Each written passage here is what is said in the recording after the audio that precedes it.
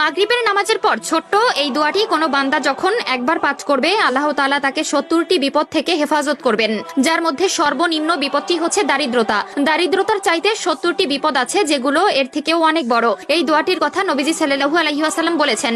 তিনি বলেন, কোনো বান্দা যখন বিপদের মধ্যে পড়বে, মুসনাদে আহমদের বর্ণনা এসেছে, কোনো বান্দা যখন বিপদের মধ্যে পড়বে তখন যদি বিপদে পড়ার পর সে এই দোয়াটি পড়বে, পড়ার সাথে সাথে আল্লাহ তাআলা তার প্রতি ধেয়ে আসা 70টি বিপদ থেকে তাকে রক্ষা করবে।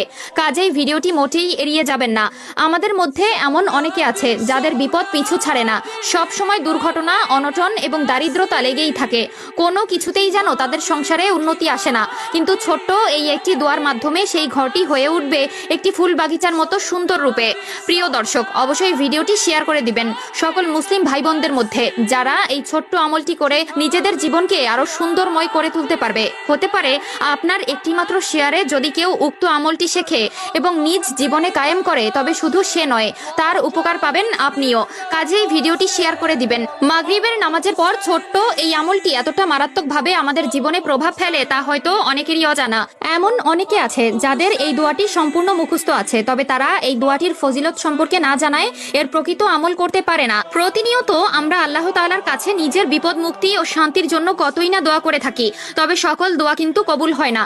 কিন্তু ছোট্ট এই দোয়াটি এত পরিমাণ শক্তিশালী, কেউ যদি চলতি পথে এই দোয়াটি পবিত্র অবস্থায় নেক মনে আল্লাহর স্মরণে একবার পাঠ করে, তবে সেই বান্দার আমল নামায় 70 লাখ নেকি জমা করা হবে এবং বান্দার করা 70 লাখ গুনাহ মাফ করা হবে। দোয়াটি হচ্ছে লা ইলাহা ইল্লাল্লাহু ওয়াহদাহু লা শারীকা লাহু লাহুল মুলকু ওয়া লাহুল হামদ ওয়া হুয়া আলা কুল্লি শাইইন কাদির। যদি কোনো বান্দা ছোট্ট এই দোয়াটি প্রতিদিন নিয়ম করে 3 বার কিংবা তার থেকে বেশি পাঠ করতে পারে, তবে আল্লাহ তাআলা তার দিকে আগত 70টি বিপদ নিঃশেষ করে দিবেন। উক্ত দোয়াটিতে মহান রাব্বুল আলামিনের প্রশংসা করা হয়েছে, যে দোয়াটি বিভিন্ন হাদিসের মধ্যে উল্লেখিত আছে, যেখানে এটি পড়ার মাধ্যমে অনেক সওয়াব পাওয়া যায়, গুনাহ মাফ হয়। তুমি যদি জান্নাত লাভ করতে চাও ও শয়তানের অনিষ্ট থেকে নিজের নিরাপত্তা লাভ করতে চাও, তাহলে এই দোয়াটি পাঠ করো। এছাড়াও প্রিয় নবী সাল্লাল্লাহু আলাইহি ওয়াসাল্লাম বলেছেন, যে ব্যক্তি সকালে 10 বার এবং সন্ধ্যায় 10 বার এই দোয়াটি পাঠ করবে, সেই ব্যক্তি কিয়ামতের দিন সর্বশ্রেষ্ঠ আলেমকারীদের অন্তর্ভুক্ত হবে। তিরমিজি শরীফ 3471। এছাড়াও সহিহ মুসলিমের 2693 নম্বর হাদিসে উল্লেখ করা আছে, যে ব্যক্তি এই দোয়াটি 10 বার পাঠ করবে, সে 4 জন দাস মুক্তি করার মতন সওয়াব পাবে।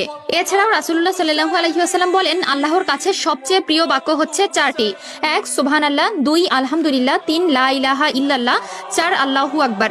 কাজেই উক্ত দোয়াটি যাদের আগে থেকেই মুখস্থ ছিল, তারা অবশ্যই একবার আলহামদুলিল্লাহ কমেন্ট করবেন। আল্লাহ তাআলা সকলকে নেক বুদ্ধি ও উক্ত দোয়াটি প্রতিনিয়ত পাঠ করার তৌফিক দান করুক। আমিন।